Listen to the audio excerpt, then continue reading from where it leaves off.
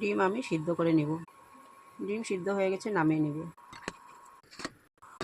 ডিম আমি ছুলে নিয়েছি, হলদি লবণ দিয়ে মেখে ভেজে নেব। কড়াই গরম হয়ে গেছে, তেল দিয়ে দেব।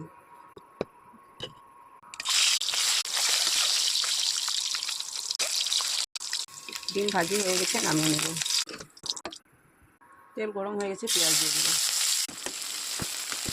পেঁয়াজ ভাজি হয়ে গেছে, হলদি মরিচ জিরা ধনিয়া দিয়ে দেব। মশলা ভাজা হয়ে গেছে, টমেটো কাঁচামরিচ দিয়ে দেব।